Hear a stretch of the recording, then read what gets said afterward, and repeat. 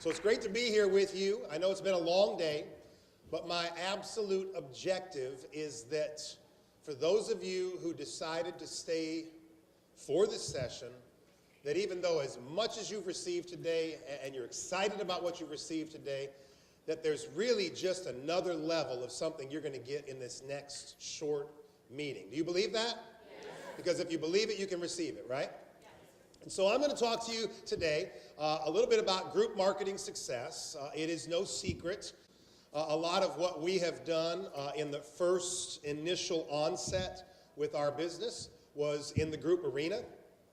And the first time I had the privilege of sharing this information right here was just a couple of months ago in Atlanta, Georgia with Mr. Alistair Edwards. And we had a phenomenal time training together. We were both on the super regional, which had, I don't know, 1,000 people there, something like that. And little did I know, I showed up. He was supposed to be my co-trainer, and we were going to do the class together. And I get there, and he goes, you know you're doing the training, right? And I said, well, no, I didn't know that. We were supposed to do the co-training. He says, well, I'm going to get up front and act like I'm training, but I'm going to ask you questions. So let's go ahead and jump into some group marketing success strategies, and hopefully we can help somebody get to the next level. And so the first thing I want to make is a disclaimer, okay? Disclaimer is that don't come into this session today and you heard somebody say somebody else became successful or did really well last year in group, so you think, as the lead trainers have already said, that that's your secret sauce or that's your missing element or that's the magic potion, because I'm going to say to you very clearly, you're going to actually get to see me, this morning you got to see me in one light because we're presenting to everybody. And then in the training session, you got to see me in a little bit different light. I'm a little bit like a chameleon sometimes. And now in this session, you're going to see me in just a still little different light, because I'm going to tell you all right now that what I'm about to teach you is not for all of you. Okay? Group marketing employee benefits arena is not for every LegalShield associate. It just isn't.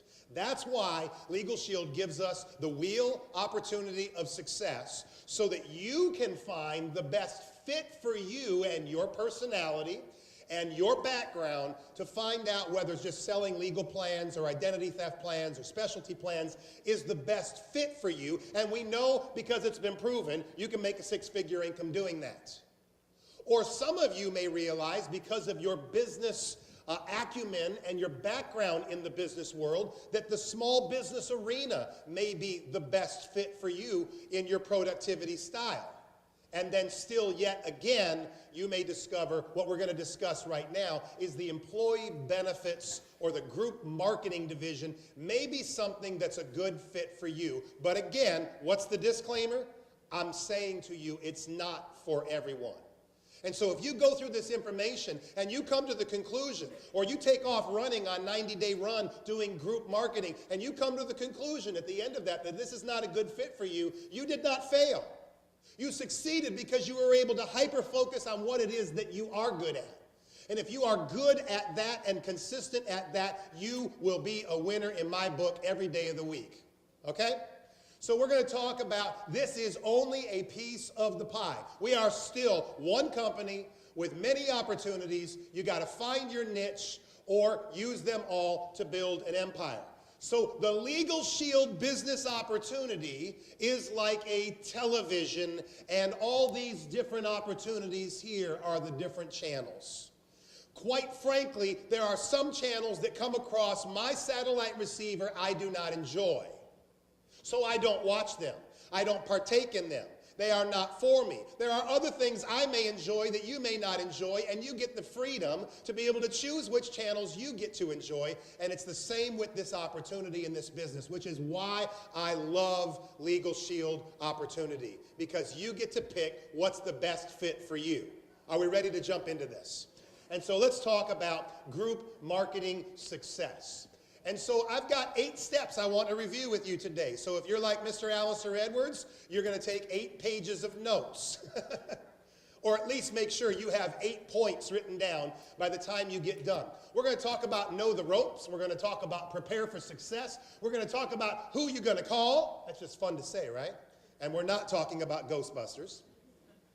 We're going to talk about number 4, dialing for dollars, 5, closing the DM, setting up the enrollment, enrolling 70% or more consistently, and number 8, the morning after. Sounds like a soap opera or something, right? But there's a lot of truth to all the different elements that I want to bring to you. And so we're going to jump into this and talk about number 1, know the ropes. Everybody say know the ropes. Everybody look at the person next to you and say know the ropes. Come on, let's all pay attention now. Listen. I don't know about you, but can we just have some honest conversation today? We got too many people running around that don't know what they're doing.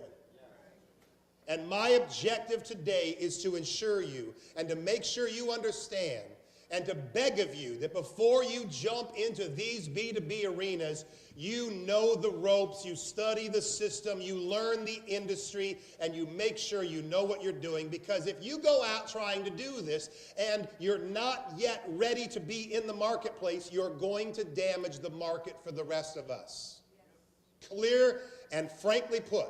You're going to hear me be very upfront with you today in this session because everything I'm going to tell you I have personally experienced and I will share and elaborate with some stories. So number 1, you want to understand the service. We all know that that's a basic, that's a 101 of our business. If you don't have the service and use the service, have passion about the service, belief in the service, then when you walk out of this building today, you better put on your calendar first thing tomorrow morning at 9 a.m. to call your provider attorney and call them, even if you just ask them a question.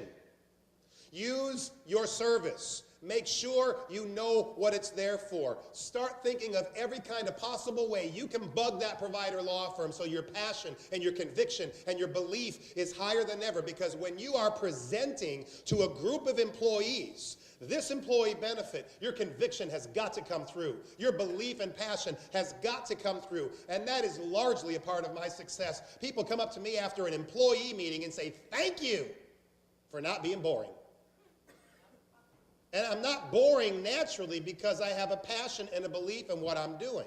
I couldn't get out there and sell something that costs twice as much as what somebody else could buy it for down at CVS or Walmart. We don't have that situation. We've got an undervalued product that we over-deliver on our service. And so we can be passionate and excited about what we do. Understand it and use it. Everybody say use it. Number 2, become an industry expert. People say, Scott, how did you do so well when you launched? And again, it's no secret that when I launched my business, remember now, when I started, I was in the hole. I was coming from behind. We were broke. We were hurting. We had to survive. I was trying to keep out of bankruptcy and homelessness. And I found out that going into group marketing might be the quickest way for me, maybe not for you, but the quickest way for me to try to keep out of bankruptcy by going right out. And instead of going out and doing one meeting at a time, I could meet with 20, 30, 40 people at a time and maybe make that work for me.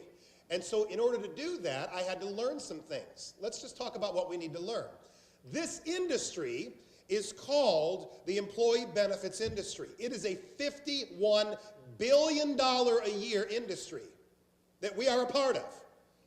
And that you need to learn the employee benefits industry. How do you do that? The same way you learn anything. I don't care if you got to go to the library, get on Google, figure out where the top training sites are about employee benefits, subscribe to trade magazines. Benefit Selling, Benefit Pro is one of them. Benefit Selling is another one. Those are both websites, by the way. Benefit Pro, Benefit Selling, both.com. Subscribe to their magazines, get them sent to you, read on the industry, learn the industry, study the industry, and everybody read this point number 2. Become an industry expert. That's what I did. I wanted to become an industry expert so I could talk the talk, walk the walk, and if you're going to go out and knock on doors of businesses and you're going to talk to HR managers, you've got to be taken seriously. You cannot be now you're going to I'll ask for forgiveness at the end, okay? But you cannot be a part-time LegalShield networker, which is a great thing to be, and then try to come over and dabble in this arena without using the service, without having the passion, and without having the knowledge about the industry. Because you're going to get into that meeting where you're going to be expected to be looked at as a professional and know the language of the employee benefits industry, and you're not going to fit in. And if they don't buy into you and your professionalism, they are not going to allow you to come in and talk to their employees. Is that pretty clear? So you got a job tomorrow morning. Those of you that aren't going to work in the morning, or those of you that stay up late, get on the internet, subscribe to some of these trade magazines, and start becoming an industry expert. What's the industry? The employee benefits industry. Specifically, our niche market is the voluntary employee benefits industry, which means employees don't necessarily have to come to our meetings. Like a health insurance meeting. They are required, they are mandated to come to that meeting. So wouldn't it be great to be there? No, I wouldn't want to be there. I don't want to be in that space. I don't want to be the health insurance broker coming in, selling health insurance plan, knowing that 52 other brokers are going to try to come in there next year and kick my plan out and put their plan in. I don't have anybody trying to come in behind me and kick my plan out. When you're done practicing your presentations, then practice your presentations. Before I went out and did my first employee benefits meeting, and I know you won't believe me, but I'll tell you the truth. People say, Scott, you're such a natural. You get up, you got your hand motions. That's the Italian in me, but you couldn't tell from my father's last name. My mother's maiden name is Mingione, and so that's the Italian in me, so I'm doing all this, and I need the wireless mic. And you just would think that this is natural and easy for me. But here's what you don't know about me. You don't know that this morning, while many of you were still sleeping, and last night when many of you had already gone to bed, I was sitting in my room alone looking over my notes, and I was preparing for the training session today. And when we got here early and we had a little time to waste, I opened my notes again. And if you were sitting next to me on the front row, I opened my notes again. And what was I doing? I was practicing my presentation so that when I get up here, I can be the best I can be for you, because you deserve that. And when you're going to be an employee benefits presenter, you better get up and be the best you can be for those employees. They deserve that. So you got a couple different presentations you're going to have to learn. You're going to have to learn your presentation on making cold calls, face-to-face meetings, drop-ins, canvassing. You're going to have to learn your presentation for decision-maker meetings. You're going to have to learn your employee benefit enrollment presentation. And all of those things, I tortured my family members and said, you are my employees now. Now let me explain to you your new benefit. I enrolled my kids like 16 times. I would be driving to a meeting, and I would be enrolling the windshield and, drive time in front of my car. I'm going through my rehearsal. I'm going through my presentation. I go to your group school or your group school, and I know I wasn't supposed to, but I got my little digital recorder out, and I recorded you doing a presentation, and I listened to it over and over and over and over and over until it became second nature. That's what it takes if you're going to be good at what you do. Remember earlier in my previous session, you got to educate yourself and become a master at what you do. And that's why some people suffer in some of the arenas in their own business that they strive to excel in, because they won't take it as a thing that they have to master. If you mastered this business, you'd be the next $1 million ring earner walking across this stage. It's just a matter of shifting your mind to understanding you've got to spend time developing your skills. And then we're going to go to number 2. Everybody say, prepare for success. Preparation is halfway done. You've got to prepare before you even start. You've got to be ready before you get into the situation, so that when you get into the situation, you already know what you're going to do. You don't get yourself into a situation and say, oh my, what am I going to do now? You don't go out canvassing businesses and not know how to do a decision-maker meeting, so that if you meet somebody standing there saying, well, why don't you come into my office and we can talk right now? And you go, no, I'm not ready. So you've got to prepare for success, and here's how you do that. You cannot prepare to be successful until you first make a mindset decision that you got to develop yourself. And in this industry and in our business and in any business, folks, you've got to work on you. If you're going to be the best you can be, you got to work on you. Personal development, personal advancement, personal education, learning this industry. And I started to make a point earlier about how I would bug these guys. And they'd see me, I was like the stalker. I was like, they are not my upline, and I would be like, hi, how you doing, Mr. Self? My name is Scott Brooks. Can I call you sometime? And I don't even know. I think I saw somebody next to me. I was in a room. Somebody next to me was talking to Darnell, and Darnell gave that guy his phone number and said, call me sometime, brother. He was like some RVP of some state, and I'm listening in, and I'm like, that's his phone number. I ain't got his phone number. Because I get myself into developing myself, and sometimes to develop yourself, you got to get around the successful people who know how to do this, like Mr. Alistair Edwards and your group trainer, it's Terry, right? And so you've got to understand that you've got to work on you first. So we make up our minds we're going to work on ourselves. And then we're going to get plugged into successful people, which is what I just got through talking about. And then we're going to make a commitment to being a professional. Now, I could stop here and leave the other 6 points for another day. And I could talk to you for the rest of my time about this last thing you see on the screen. We've got to make up our minds, and we've got to make a commitment to being a professional.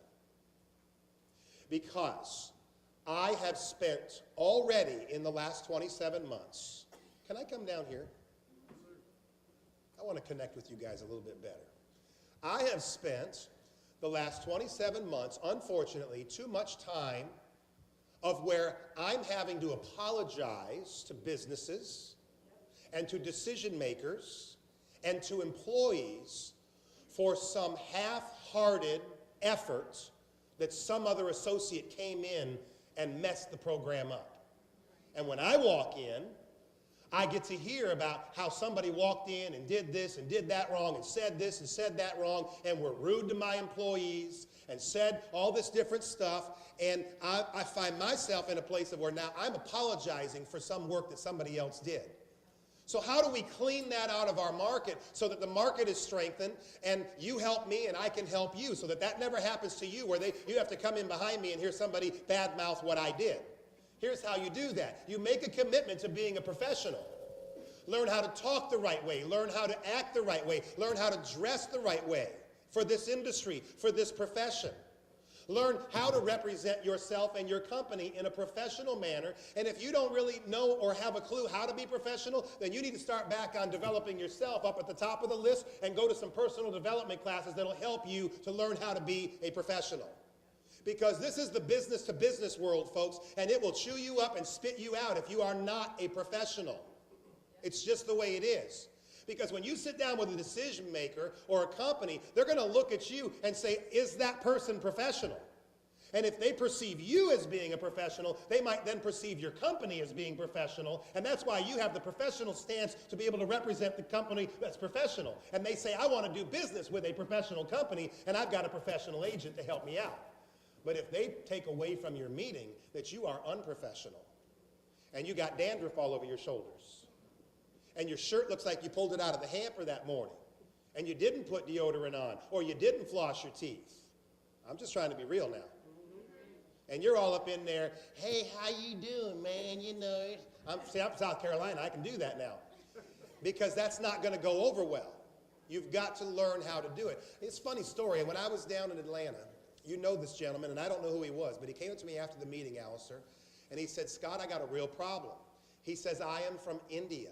And I have a very strong Indian accent, and he did. It was you had to really pay attention to him. He says, so it's a disadvantage to me to be able to do these presentations because I get prejudged before I ever get a word out of my mouth. He said, what's your advice to me? And I had to give him some really hard advice. I didn't say quit, it'll never work. I said, learn how to speak clearer English. If you think that's a disadvantage to you, then fix it. You can't tell me it's never been fixed before. You can't tell me with a strong accent from some other country. Some person hasn't come here and learned how to fix that with some time, some effort, some practical approach to how to fix it. And he said that's the most straightforward approach anybody's ever told me. Just go and work on, go take an English class. Go take whatever he needs to go to do is what he needs to go do. Buy a Rosetta Stone class. I don't care what you got to do. Do what you got to do to be the best professional you can be. No excuses. Are we okay? Yes. Do you still like me? Yes. Awesome. Number 3, who are you going to call? Just say it like you mean it. Who are you going to call? Look at somebody like, who are you going to call? Who are you going to call? Okay, this is all about cold calling, okay? So we're going to talk a little bit about cold calling. If you're going to be in the B2B world, then you've got to get some access to qualified leads or qualified businesses. And the way I was taught to do that is no different than the way that you were taught to do it. If you go to one of these phenomenal trainers group training classes, which LegalShield offers, I believe it's $149 or is it $139? Okay, so it's even cheaper than I thought it was. And so you're going to be taught that you've got to be able to get access to qualified companies. People say all the time, where do you call people? Where do you call businesses? So the first thing you got to do is get access to a business directory. I use Reference USA. Okay? Reference USA. You should write that down if you've never heard of that before. There's other business directories, nationwide business directories, and they have a listing of every corporation in America and who runs them and how big they are and what industry they're in and how many employees they have and how much their sales volume was. These are nationally known business industries. Reference USA is one of them. Hoover's is one of them. There's some other ones that you guys recommend in your group school. What are they? They're out there. Info USA. Okay, there's all kinds of directories. I use Reference USA. Now, Reference USA, if you go to referenceusa.com, you can subscribe to that service for about $695 a year to have access to the National Business Directory. Or, everybody say or, you can go to your local library, and chances are they have already paid the $695 or been granted a subscription, and they have access to Reference USA. And if you get a library card like I could produce out of my wallet from my local library, then you can be a member of that library and go to their site and use their Reference USA version for free. So that's what I did where I live, and I had a guy call me and say, I went to my library, Scott, and they didn't have Reference USA. And I said, no problem, go to the county next to you. He said, they don't have Reference USA. I said, okay, go to the next county next to you. How many counties are within 50 miles or 60 miles of you? 5, 6, 7. Call every one of them. I wouldn't even drive. I'd just call them. Do you have Reference USA? Do you have Reference USA? And when you find one of them that has Reference USA, I would say, can I get an online membership by calling you, or do I have to physically get in the car and show up? Just figure it out. Get a membership to that library system in that county and get access to Reference USA or Hoover's or some other national business directory. Now, once you've got access, that's not the magic potion. You got to use the tool, because all that is a tool. And if you got a listing of every company in your county or your state or your zip code or your street or your region, the next thing you got to do is up here on the screen, master the filters to find qualified businesses. Whatever business directory you're using, they have filters. You guys know what filters are, right? You can filter stuff in or filter stuff out. When I buy airline tickets and I say I want to leave between 9 a.m. and 11 a.m. and I don't want that dark kill me flight at 5 o'clock, on Reference USA. You can print out so many different ways. You can do a spreadsheet. You can import it over to your Excel. You can do all kinds of things. What I did was each company I allocated to print one page per company. It had the company's name, the address, the phone number, the contact people, the industry they were in, a little bit about their business, their website, and the hierarchy of leadership and management. Sometimes it would give me the owner's name, the HR's name, etc. And I would print out one page per company, so if it was 91 companies in my hometown, I had a binder, and I put a spine on it with that zip code on it, and I had 3-hole punch paper. Am I good? Oh, you're so kind. And I put 3-hole punch paper and put it in a 3-ring binder for that zip code. Now when I'm ready to call that zip code or go visit that zip code or I'm driving to that zip code, I grab the binder and I'm in the car and I'm going, and I'm not wasting my entire day trying to talk to businesses that are not qualified. So I did that for, gosh, I think out of the 37 zip codes in Charlotte, somebody said, well, how many did you get through? I got through 5. I got through 5 zip codes and became a $250,000 ring earner. There's 32 more zip codes if anybody wants to come to Charlotte and help me. And the 5 I penetrated barely touched them. Barely touched them. So what does it take? I'm trying to help you get a bigger picture. How do you earn a $250,000 in a year? You know how many groups I opened last year? 34 groups. What? I opened 34 groups. I missed my goal of 36 because at 36 they were going to give me a $3,000 bonus, which was the group incentive bonus for opening 36 or more. And so I was very upset that that was the only group incentive I missed in 2013. I won every other incentive, about $17,000 in incentive money that they just gave me as a bonus. Because when you open your first group, you get, I think it's 200, what's the bonus for? $250. Thank you. It's been a while since I opened my first group. When you open your 3rd or 5th group or whatever, they give you $500. When you open your 10th group, you get $1,000. And then they start sending all this bonus buck money into your back office. And I've got like 10,000 bonus bucks in my back office. I'm buying hats and cups and mugs and stuff I can give away and stuff I can give to employees. Yeah, everybody gets a mug today, whatever. You need all that bonus bucks for all your marketing material. Okay, so I'm going on a little bit. But sort out the bad. Even when you print out your list, you're going to see things that come onto your list that shouldn't be there. So use common sense. If you're looking at something that you didn't intend to have spit out of the filter system, and you're looking at that going, that's probably not a good fit for what we do, then you need to just filter that out. Like I printed out my list, and even though I filtered out municipalities and police departments and fire, all that stuff to start out with, because that's not where my focus was, I still had schools in there, I still had different things in there that I wasn't interested in prospecting initially, okay? Let's move forward. Prepare your local directory. I just got through explaining that. That's my 3-ring binder, sorted by zip code, put the pages in the document, and that's what I can use to call. When I make cold calls, I just write my notes on the back of each page. I call, I dial, and I take notes on the back page so that when I pick my binder up next week, I can see if I called them last week, and I can keep that process going with my notes being current. If you're more tech savvy than me, then open up a Zoho account or a Salesforce account, get a CRM going, and keep track of everything in your professional CRM. Now, dialing for dollars. Is this step number 4? Good, because I'm getting tired. Dialing for dollars. Now, this is cold calling. Now, you can go on the internet and you can find all kinds of training on cold calling, and I studied it all. I went and looked at it and read it and subscribed to it and listened to it and tried it. But the bottom line is that cold calling is, what we mean by cold calling is that you don't know the people you're calling. Of course, anybody who's starting in group employee benefits, you should call every business owner you know for starters. You should call your warm market first. Ask them to do you a favor and let you come present the information to them. And then bring your group trainer or your field trainer, because LegalShield has certified field trainers all over the country, of which I am a field trainer. I travel all over the United States going out to work with people to do presentations for companies. And I train them how to do what I do. Terry does that. Alistair does that. You call us, and you don't have to figure this out by yourself if you think this is a good fit for you. And I would highly, highly, highly, and let's say it one more time together, highly recommend you use a field trainer for your first 1 or 2 enrollments. And you don't have to figure it all out. It's kind of like being a fly on the wall, letting your field trainer do all the work, and you get paid half the money. And then you can work with the field trainer as long as you want to and split the groups with them because you're paying for that education and knowledge, which is very much worth it. I did it.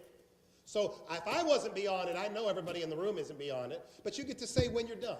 I'm done, I can handle this myself, and now I get to keep all the commissions for myself, which is exactly what I went and did.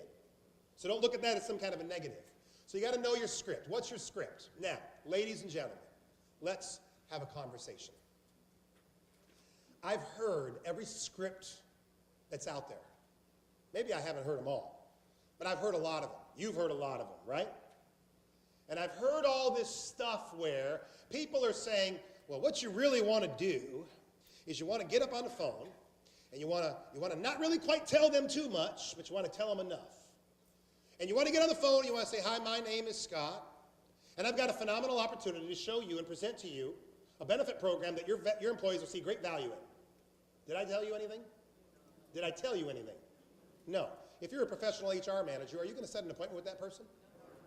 No, I'm like, you joker. You know how many calls these HR managers get for people like us that are trying to come in and sell the employees something?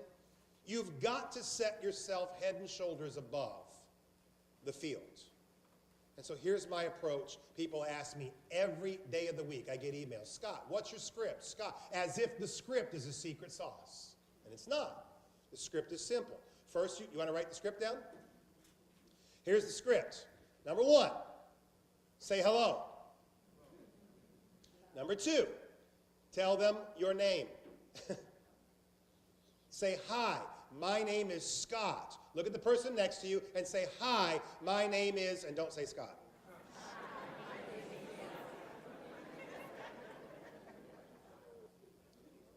Now, I didn't really have to make you do that, but that's called a diversion when you're a public speaker, so I could take a drink while you were all laughing.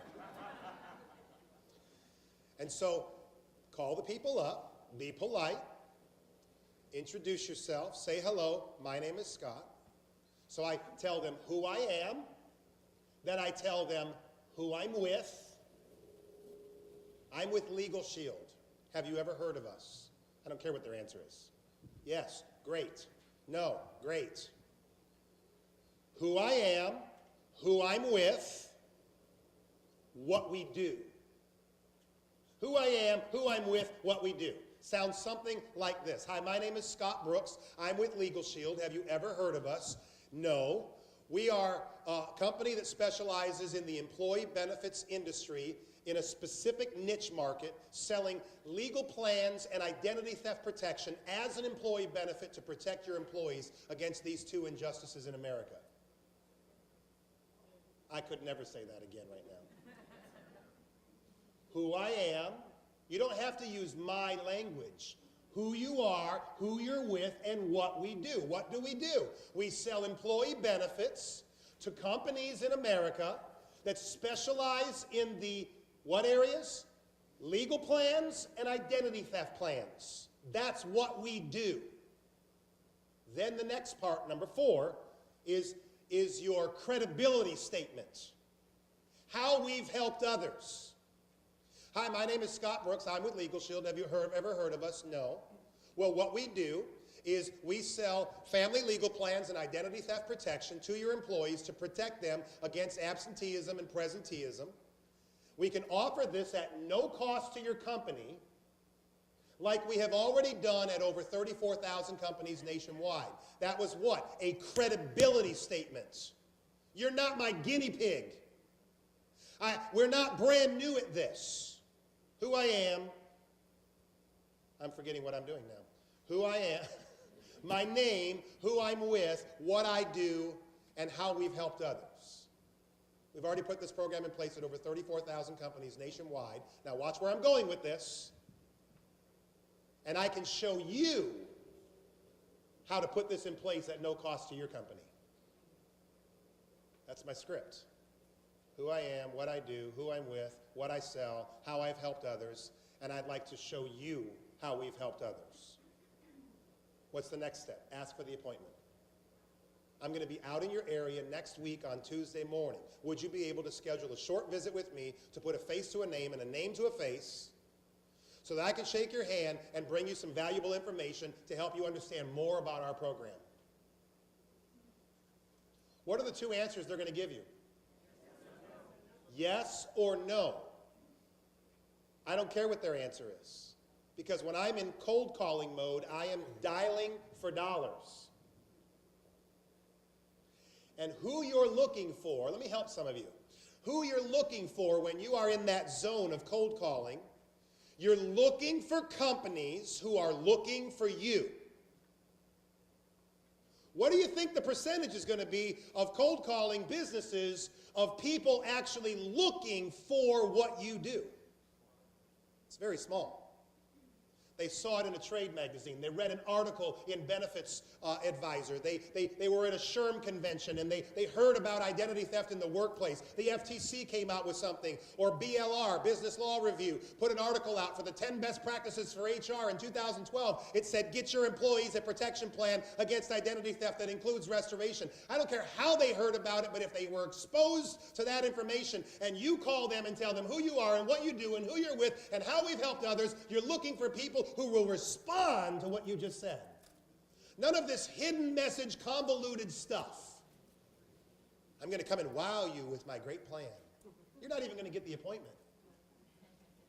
So spend your time wisely and follow that agenda, and you will begin to see some success, because all you're looking for is who's looking for you.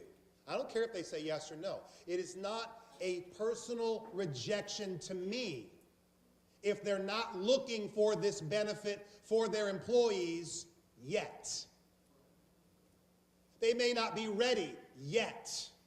They may not have had an employee who's been a victim of identity theft yet. They may not be realizing the cost it's costing their company for the lack of productivity by absenteeism, because people are taking, I think we read the article, was it Melissa yesterday? We read that old statistic. It said 50% of all employees miss at least, was it 1 day of work every year or something like that because of a legal issue.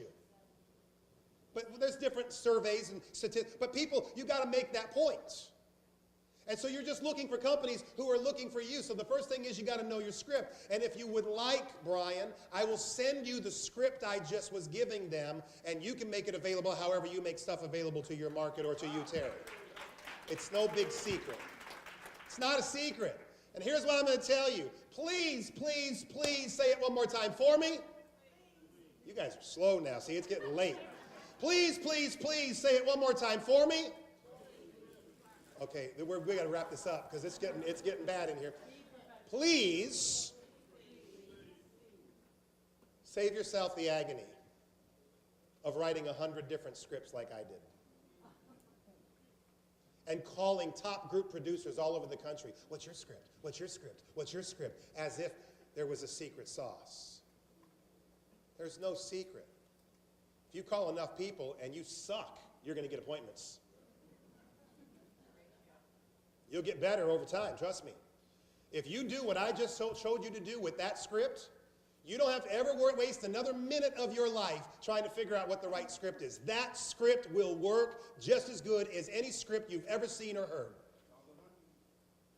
What'd you say, let's go hunting? I said that dog will hunt. That dog will hunt. Thank you very much.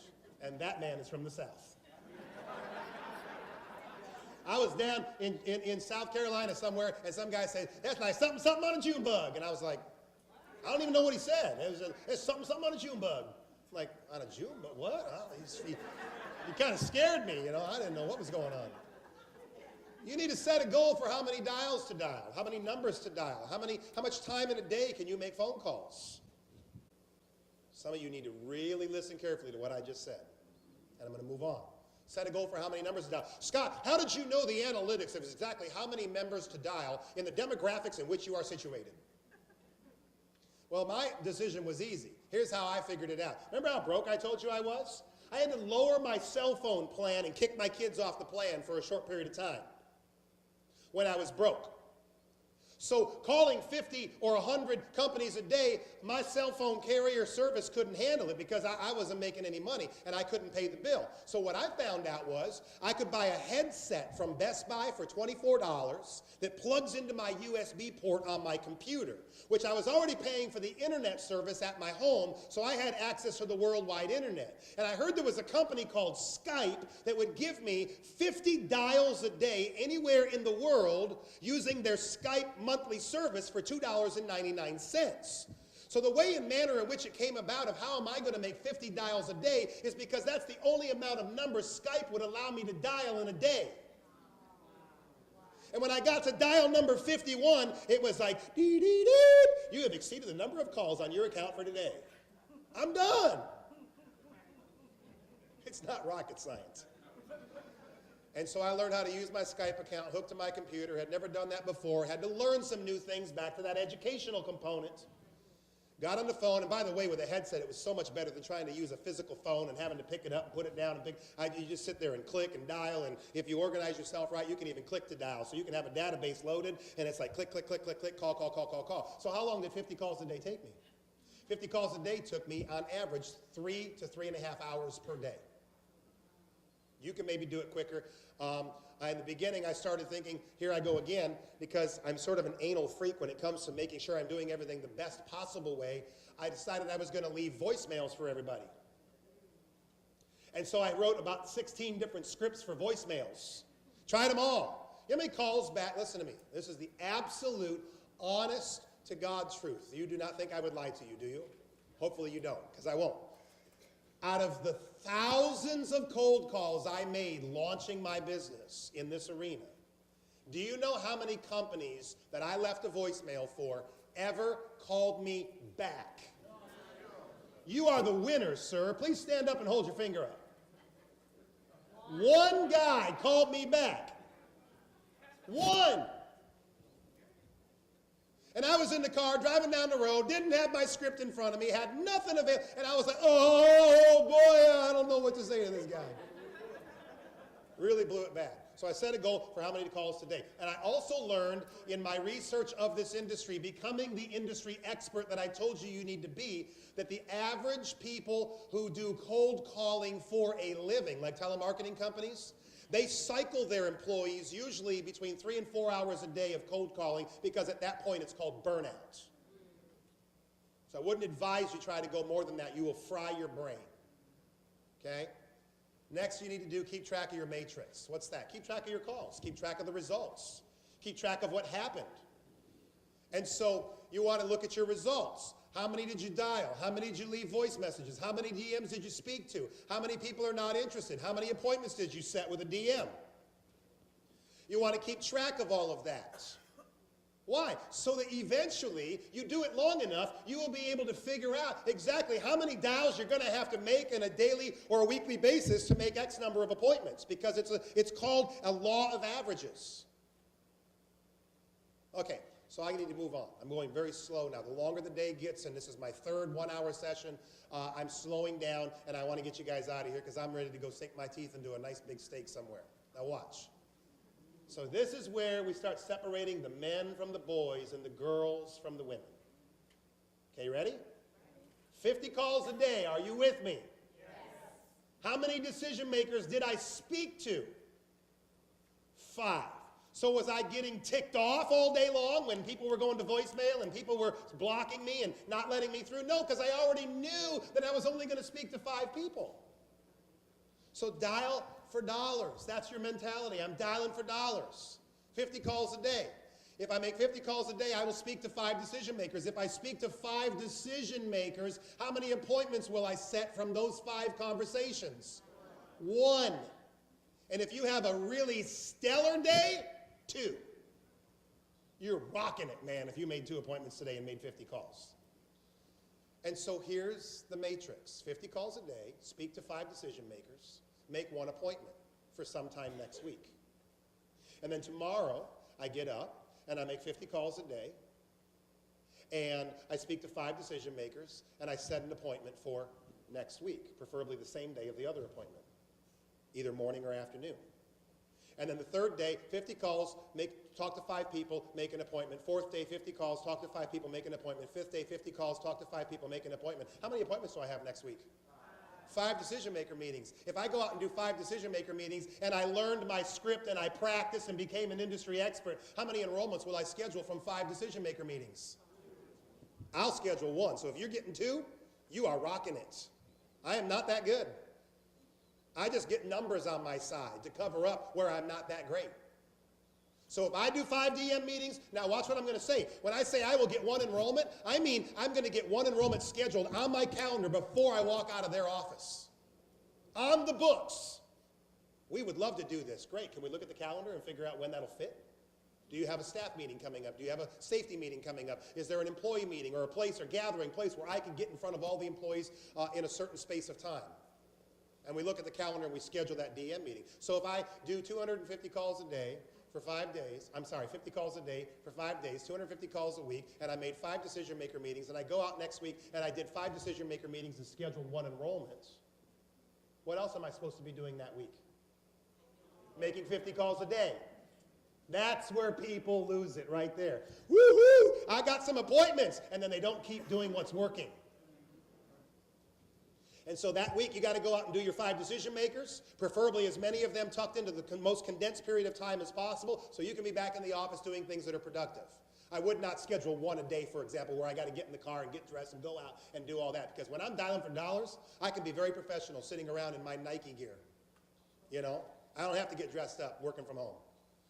And I did that for 90 days, and at the end of the 90 days, I had enrolled 12 companies, made $32,000, and filled my pipeline so big, watch this, I was able to start backing off of my cold calling regimen. You don't have to do it forever. Somebody once said, it's funny how the harder you work, the luckier you get. Isn't that funny? You were out there, you were in there, you were talking to people, you were meeting people, you were visiting with people. Man, you're so lucky! Don't forget about the 250 calls a week I made for, all those weeks and all those appointments I made. And that's all I had to do. So get yourself organized, figure out what I'm talking about, find out how to use that script, rehearse the script, learn the script, memorize the script. And when people would say, what's this all about? Because they didn't say yes, they didn't say no. They were like, who are you? What's this all about? Guess what I did? I went back to the beginning of the script. My name is Scott Brooks, and I'm with LegalShield, and this is what we do, and we help companies do this. and da-da-da-da-da-da-da. And the reason I'm calling you is I'd like to show you how we can put this in place for your company at no cost to your company, and I'm going to be in your area next week. Can I get an appointment? That's what I did. That's how I did it, and that's all there is to it. Now, let's be honest, and please don't respond to me. Majority of people in the room, they're not going to go do that. And that's okay. Maybe you can do 20 a day. Maybe you can go make 10 calls a day. Everything will proportion itself out to the point of where you will see the results proportionately according to the activity you are putting in. Okay? And so that's how we do what we do in the group marketing arena. Then you got decision maker meetings, and you got to close these people. I'm going to start moving pretty quick now, okay? You got to close the DM. You got to go out and meet these people. What do you want to do first? Read it. Remember my whole lesson about being a professional? You cannot be getting your janky old self up late with an unpressed shirt and showing up to this guy's business and walking into his business expecting for his attention, and you're 5 minutes late. That's not how professionals behave. That's not how we act. So if you want to be on time in the B2B world, you should be sitting out in front of their business at least 5 minutes early, maybe 10, waiting for the opportune time to walk in between 5 till and 3 till your appointments. So be on time. Can we all agree to do that? Yes. If you're going to be late, and I have been late, traffic, accidents, ice storms, whatever, in the 2.5 years I've been almost doing this, I've been late 2 times. And what do you do when you're a professional? You pick up the phone and you call the decision maker, even if it's a voicemail. Hi, this is Scott. I am so sorry. I am stuck in traffic. I'm going to be late. I apologize in advance. I hope we can still keep our meeting. I will be there as soon as I can. And I continue my press to get there. Just try to be a professional, because you do not want to have to walk into that meeting and try to overcome your inadequacies first in order to try to get them won over to you, okay?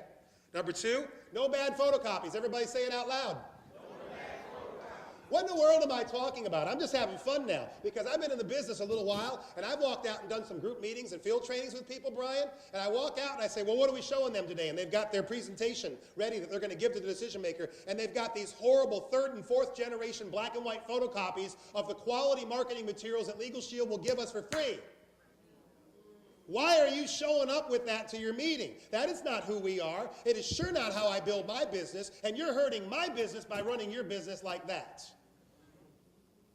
And so you've got to get a millionaire mindset. You've got to get a success mentality that says, I'm going to do things right. Maybe the way you were raised, people didn't do things right. Maybe even your church you go to doesn't do things right. But you got to get rid of that ghetto mindset. And I don't care if you're black or white. We can all live in the ghetto.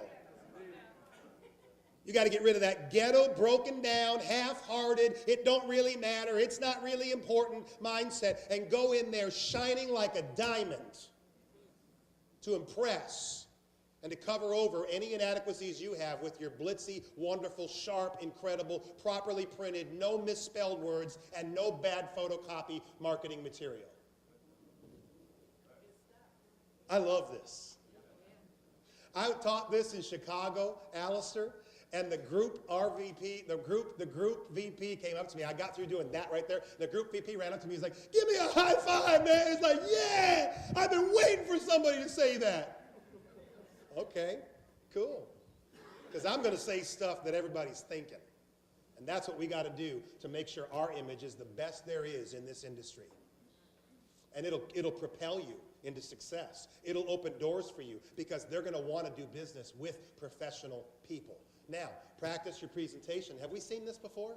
Yes. And then, ladies and gentlemen, very, very carefully, lean into me, and I'm going to lean into you, so you hear this carefully. You're leaning in? When you're done practicing your presentation, Brian, you got a really sharp group here. If you can't practice your presentation of how you're going to do a decision maker meeting, then you're not going to be able to do a decision maker meeting properly. And if you don't know how to do a decision maker meeting, then you need to get a field trainer like Terry or like Alistair or call me to come out and do the decision maker meeting with you. And we'll come out and spend the day in the market with you if you'll do your job and get on the phone and get us 4, 5, or 6 appointments over a day or two. We'll spend time with you one-on-one, have lunch with you, share with you anything you ever want to know, and we'll show you how to do a DM. And we'll do it for you, and then we'll say, now it's your turn. We're going to watch you do a DM, and we're going to hold your hand through the entire learning curve process. That's how you become successful. But I hear people, well, I'm not going to call no field trainer to come in here and help me because they're going to expect me to split the group with them. Well, how many groups have you opened? Practice your presentation. Now, I'm going to teach you my close in the DM meeting. Now, DM meeting is kind of like an individual presentation. Can you see that all right? I'm going to move this. Do you love me now? Yes. You just love me more, right? Wow, I'm even closer to the screen now. This is my close. I got too many people that I've seen, they go out, they do the presentation to the decision maker meeting. And how do you do a presentation to a decision maker? Okay, it's very simple. Do you all know how to present a flip chart to an individual? Do you know the key selling benefits of the legal plan? Do you know the key benefits of the identity theft plan? You need to communicate that to the decision maker. You know how to do that. The only component you need to learn how to do is how to communicate to them the value it brings to their company by reducing absenteeism, because people don't have to take as much time off of work to deal with their legal issues, and increasing corporate productivity, so that it's a value to them and it doesn't cost them anything because it's an employee-paid benefit. So then I explain the services, you know how to do that, and then I get to the end of my meeting, and then you have to close. So I'm going to give you my secret sauce number 2. You may want to do it different, and that's fine. This is what I do, and it works for me. I get to the end of my presentation, and when I present to a decision maker, I present to them just as if I was trying to sell that individual a membership. Because let me promise you something. If they don't see the value in the membership, they are never going to let you come present it to their employees. They're not going to go, well, I don't really like it, but I'll let you come in. You got to wow them. I've never yet had anybody that said, I don't really see the value, let me come in. If they don't see the value, they're not coming in. You're not getting in. So I present it to them like I'm talking to them. Do you see the value of this, Mr. Decision Maker, Mrs. Decision Maker? Don't you see how you could use this for your family? Oh, yeah, I see the value. I like it. I love it. So then I say, Alistair, you're my decision maker.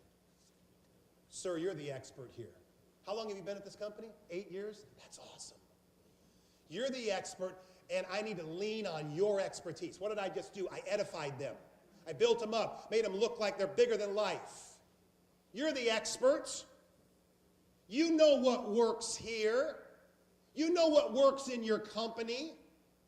We don't have to reinvent the wheel. You've tried it all. You've had lunch and learns and benefit meetings and benefit fairs and staff meetings and safety. You know what works to get your people together so people can present material that you find value in showing to them. You're the expert. You know what works. You're the expert. You know what works. Say it with me. You're the expert. You know what works. So then I say, what method of rolling this out would be best for you? And folks, I'm going to tell you, 9 out of 10 times, that decision maker will start having a conversation with me. Well, we've done lunch and learns before, and they work really well here. Well, we've got a benefit fair coming up, and that would work really well. Well, we've got a staff meeting once a month that you could come to that and be a part of that. Well, we have quarterly safety meetings, and you could come and do a presentation to every one of our employees at a safety meeting. Why do they be able to respond to that? Because you're not asking them to create or invent or do something they've never done before. Just flow with what they already know. You're the experts. You know how to do this, and they're just dying to show you how expert they are because they've got an answer. And that's how I close my meetings, and they will jump into that conversation. Now, let's be honest. Every once in a while, somebody goes, well, no, hold on right there. Not so fast, bucko. I got to talk to my manager. Oh, you're not the leader here? Yeah, I got to talk to my CEO. You know what? Anytime they say I need to talk to, I need to get advice, I need to get a recommendation, I say, great. What's the answer? Dave Zabula, great. Awesome. You talk to that person. Do you see the value in it? Yeah, I see the value in it. Do you suspect this might be something they'll be interested in? Yeah, I suspect this might be. Great. When would be comfortable for me to call you back to follow up? It's just numbers. If you're doing enough numbers, you don't care. You don't have to get all stressed out, like please, please, please, please, please, please, please, please, please. You don't ever have to be like that. If you got enough numbers and you're doing those decision maker meetings, you can just be who you are. And if people say yes, great. If people say no, great. It doesn't matter. Now, the next session, whoops, backwards. Here we go.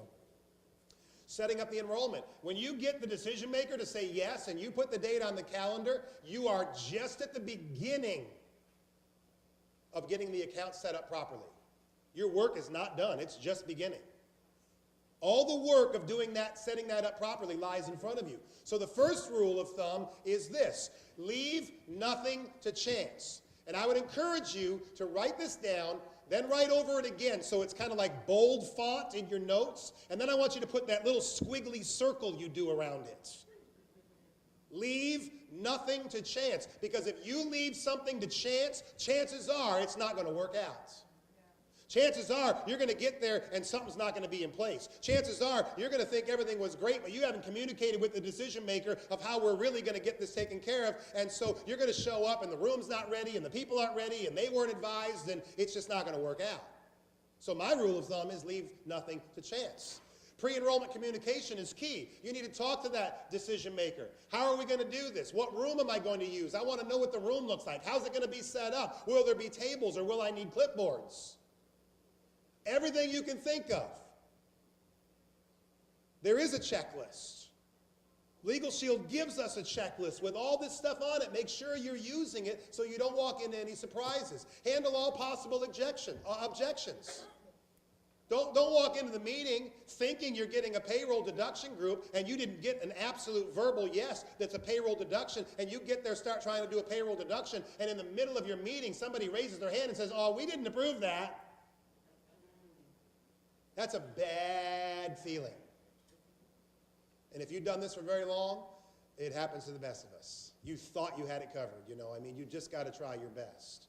Or you didn't pre-communicate all possible objections that we're going to take the enrollment forms that day while we're there on-site enrollment. And you're in the middle of your enrollment walking people through the form, and some CEO or CFO or HR manager stands up and says, hey, Scott, we decided we're going to give them 2 weeks.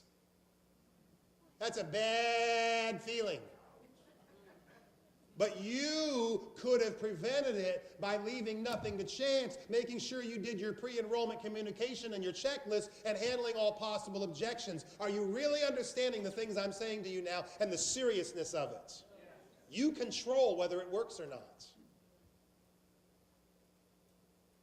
There's going to be bad days. There's going to be bad things that happen. I don't care who you are. You can be the best there is. I've talked to the best. I know the best. Jason Lavender's awesome. Dave Paperno's awesome. Rob Vess is awesome. I was number 3 in the country last year in production in the group arena. And so I'm not awesome, though. But anyways, stuff happens. So I'm really contemplating sharing with you that, you know, folks, do the best you can. And even when you do the best you can, sometimes stuff still just doesn't work out. So be a professional, and don't let it destroy your life. Don't let it cause you to quit. Because if I told you my worst story ever, I think I will. Should I share my worst story ever? You guys are morbid. They want to hear my worst story ever. Okay, my worst story ever. Guy calls me to field train him in Virginia. Scott, will you come up here and field train me? Yes, I will. I said, you have to set 4 meetings minimum before I'm going to get in the car and drive 7 hours to come field train you, or I'm going to get on the plane. So, see, they're getting ready to put a timer on me now because we're going on too long. So I'm dragging this out too long. And so this guy says to me, come field train me. I go to field training. We go out to a group. We do the DM meeting, and the DM says, yes, I love it. Let's do it. We set it up. We scheduled it. I got 2 locations, 100 employees. Let's make it happen. Awesome. New agent is excited. Field training worked. We scheduled the enrollment. We're getting it ready. We left nothing to chance. We coordinated with the DM. We set it all up. I drive back to do the enrollment at site number 1. We do the enrollment. We get 60% of the employees enrolled. And we go to the next location, and we go to that site, and we do the enrollment, and we get 60% of the employees enrolled, and we're cleaning up, and we're finishing up, and we're excited, and I'm excited, and he's excited, and some astute-looking man walked in the room, shut the door, came up to the front, and said, "Hi, my name is so-and-so. I'm the CEO of the company. I'd like to talk to you." And I just had a feeling that wasn't good, because he wasn't in any of my meetings. And he said, "Here's my problem. I just got off the phone with my decision maker, and they told me you were not authorized to take enrollments while you were here. You were just coming out here to do a seminar and provide lunch for my people." And I said, "No, sir, that's not true. If you'd like, I can show you the emails between me and your decision maker, setting up the date, the time, coordinating the effort, coordinating that we would take the applications on site, the enrollment." He says, "Well, I don't need you to pull that out as proof because I trust my DM is not lying." So he's siding with the decision maker meeting. What I think happened was the decision maker did not communicate properly to the CEO. And he got ticked off and called her and said, "Who's this guy up here doing this enrollment? You didn't share with me what this benefit was." And he got mad at her, so she did what? She threw me under the bus. And he said, "I'd like you to give me the enrollments you got from both locations." And we gave him 68 applications, and he shredded them. Leave nothing to chance.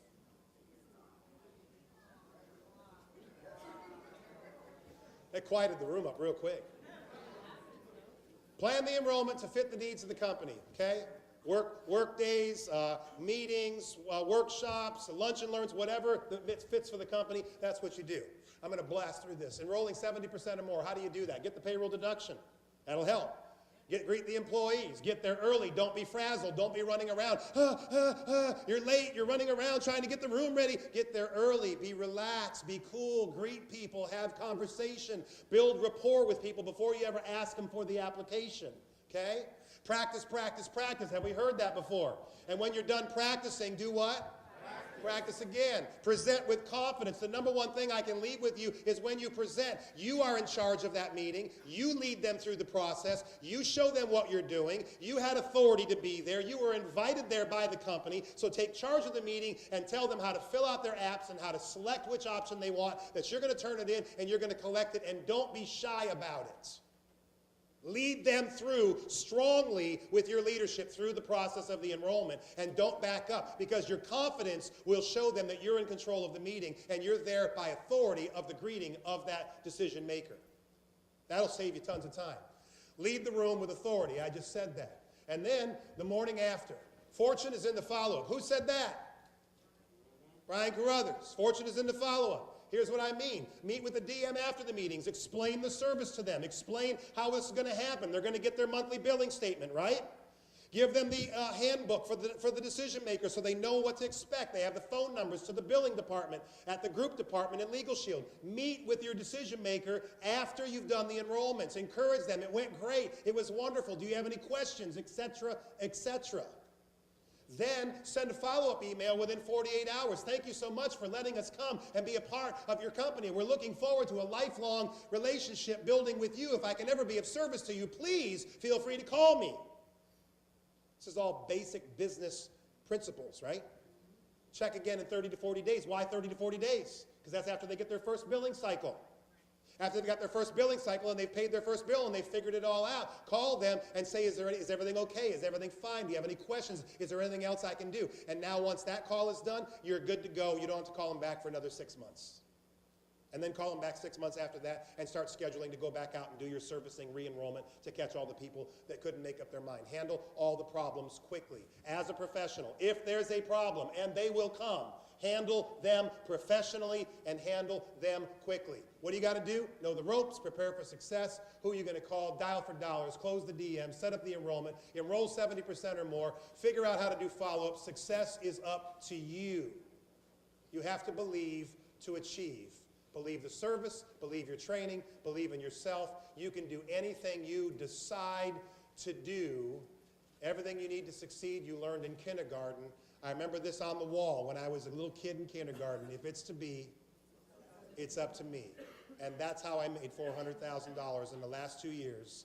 And now I'm focusing all my efforts so in the next 2 years I can make another $400,000 networking. Thank you very much for your time. Will I be professional? Some of you will, and some of you may not know what that means because you don't come from a professional background. So these are things, there's a learning curve that you need to go through. Number 3, will I stick with it and prospect every day? Now, 98% of people that are full-time in Legal Shield just don't have jobs anymore. So just because you quit your job does not mean that you're full-time in Legal Shield. It just means you don't have a job anymore. 98% of people that I've met and become friends with in Legal Shield that don't have jobs anymore are not working their Legal Shield business full-time. I've asked my executive directors on my team on numerous occasions in the last year, how many days have you actually put in 8 to 10 hours a day of actual work in your Legal Shield business? And I don't think any of them said they had done that in the last 30 days when I asked them that question. Yet they say they're full-time, they say they're motivated and ambitious, but they're not making 50 phone calls a day, whether it be on a group or recruiting or anything. They're not full-time. So you got to ask yourself, are you going to treat this as a profession? Now, the good news is that you can do networking, you can do group part-time. I'm not saying you have to be full-time. I'm just simply saying, are you going to treat this professionally? Because when you treat it like a business, it pays you like a business. And lastly, will you service the accounts that you get? I'm sure that whether it be Terry or Scott or whoever in this room, and the Lloyds probably get conservation groups, and Alistair probably the same thing. People that go out and sign up a group, they don't service it. The company does not want us to have egg on our face where we're not providing good customer service. So if you're not going to go follow through with the things you just heard, then don't even start the process. Which leads me to my next thing, is that you can actually do group without doing group.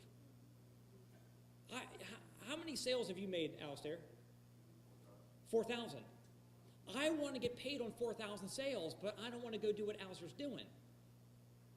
But if I recruit somebody like Alistair into the business, I'm still getting paid on 4,000 sales in an override. I'm not getting paid the full commission of the salesperson's making, but I'd rather have 1% off the efforts of 100 people rather than 100% off my own efforts. So you think about this. Why is Scott, who stayed at my house last night, we'll be together again tonight, sleeping in separate rooms, but believe me, I tried. But he made $400,000. A lot of his income has come from personally selling memberships, but some of his income is also coming from building a nationwide team. He's in probably a majority of states or a lot of states around the country. He's got associates he's bringing aboard. Some of them, because he actually is getting good at group, he can actually recruit somebody into it and teach them how to go out and do group. So if I'm in his shoes, I'm going to be doing 2 things. I'm going to be showing people how to do what I do well, which is I'm going to have 20 frontline people out there that are doing 50 sales a month in group, getting paid overrides on 1,000 sales a month. You guys catching this? Yeah. And Darnell talked about page 56, which is I think the highest page he's read up in the book so far, because there's better stuff beyond page 56. But he's talking about network marketing because Darnell has never done group either that I'm aware of. If he has, thank you, Darnell. He's not here tonight. But the point being is that there's other stuff in here that pertains. There's four parts in the book that has to do with group that really doesn't have to do with group. Number 1, recruit your weakness. Man, I wish I recruited Scott Brooks. Oh my God, you would definitely be getting steak tonight if I recruited you. You'll get a hamburger. No, okay, you get a steak. You get a steak. But here's the thing, recruit your weakness. So even though my weakness is group, I want to recruit people that want to go do group. Number 2, and so there's a whole chapter on how to recruit your weakness. That could be recruiting somebody who has no money because you have no money. You have time, but you don't have any money. Go recruit somebody who has money. They can fund you, buying you the tools that you can use your time and help build a business underneath of them. That's kind of the second thing is what separates top earners from average earners in this business. Some of the stuff he talked about is covered in that chapter. And then thirdly, grab their top 10. That's another chapter title, grab their top 10. So here's what you can do. See, Alistair is also doing both. He's doing group and he's also building a team. Well, as a networker, if I recruit Teresa into the business and she's not really going out and really running hard after it, I can get her top 10 list and go recruit people that she's probably not even calling on her chicken list. So I can get her top 10 list to go recruit them, but if you're in the group mindset, that's your path, then you can also ask her, hey, look, write down the 10 names and phone numbers of people you spend money with. And you can call her dentist and her doctor's office and her hair salon or anywhere that's got 5 or more employees. If I'm a group person, I want to work her top 10 list. And again, I'm going to give her a piece of the action on those sales I'm going to go make, right? And by the way, I'm glad Scott said this, because if I wrote down here, 50% of something is better than 100% of nothing. And so many people are so greedy, they would rather say, no, I don't want field trainer help. I want to go out there and do it myself, because I want to get, if there's 20 employees, I want all 20. First of all, you won't sign up all 20. First of all, your closing ratio will be higher if somebody who's good at it first goes in and does it. So if you go in and do it yourself, you might get 5 out of 20. A pro goes in there and probably gets 10, 12, 15 out of 20. So 50% of them helping you is going to be probably more in your pocket than you doing 100% yourself anyway, when you net it all out. But more importantly, you're getting their time for them to show you how they got so good so you can be good like them. So you can make a decision tonight to stop being bad and get paid while you're good. And then lastly, I already pretty much said it, which is basically, this is it. The last chapter that I kind of pertains to the group and networking is the Jar of Marbles chapter. Now, you might have Skype, and you basically are just going to make as many calls as you can until it doesn't let you call anymore. That was his thing. He would have made more if he could, probably. What I find is that a lot of people are just not going to make the 50. And sometimes you need some kind of an external device that's going to help you to make those phone calls. Paul J. Meyer, the billionaire that I got a chance to learn from. Okay, he earned over $1 billion in his lifetime. Actually, he authored and sold over 2 billion of his own books and audio programs. At the age of 23, he earned over $600,000 in income in 1940s dollars, which is almost $8 million in 2014 money. At age 23, he earned about $8 million for the year in insurance. He would put pennies in one pocket, and every time he made an appointment or called on somebody, he would put it in the other pocket. He wouldn't go home until all the pennies went from this pocket to this pocket. His day was over. I like the idea of having a jar of marbles. And you got a jar on, this jar is full of marbles, and it's got a picture of something you don't like. Your boss, a picture of your kid crying or something, and then a jar with a picture of something that you do like what you're doing this for, a picture of your kids smiling, or a picture of Disney World, a picture of your new home you want to buy, a picture of you and your spouse retired one day. Just go mock it up, go pretend you're retired and get a picture of that. And then you take a marble out of the bad jar every time you make a phone call and put it into the good jar. When you equate what you're doing with something that's getting you closer to your goal that you see on the picture of that jar, you will do more than you otherwise would have done. Because it's very easy to just slack off and not do it. Group recruiting is all the same thing. You are your biggest enemy. You're your worst obstacle. And if you get over that, I'm telling you, today was magical for me. I was just listening to Scott Brooks and Darnell today. I needed to hear this stuff. You know, and some of you guys came in at the end, so you didn't hear what he said earlier. I was joking around, but not. When we were in my kitchen earlier today, and he said something about the CDs that come in a kit. And I said, and Melissa was laughing. She goes, yeah, Brian listens to himself driving down the car, listening to the Next Step CDs. And I said, I learn listening to myself. What I mean by that is the stuff that we went into the studio and Darnell extracted out of Dave and I. Some of that stuff is just like subconscious competence or unconscious competence, where that stuff is in there. But if you don't bring it out and bring it into your conscious presence every single day, I listen to myself. I don't just go to my own parts. I mean, I listen to the whole thing. But when I come on, I'm hearing me telling myself the stuff that I know that made me $15 million. And if I want to go make $30 million, I need to keep doing the stuff that got me the 15. So whether it be, and by the way, it's funny because reading my own book is the same thing. So the name of the game is just get the information and do the daily disciplines. So as we wrap up here, thank you so much for being here. This has just been absolutely amazing.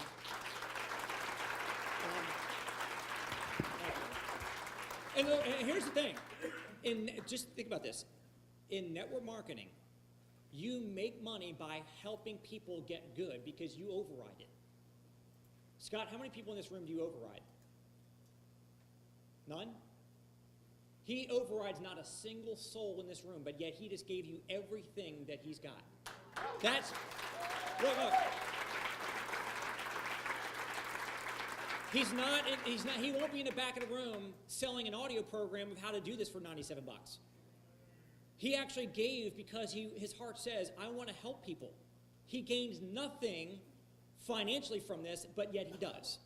Because the more success you guys have, the more companies out there across North America are properly approached and properly serviced and love our membership, it's just going to help him get more accounts himself. We all help each other here. So as we leave out of here today, I just encourage you guys to set your goals for March. Make sure you go out there and kick some serious butt. Apply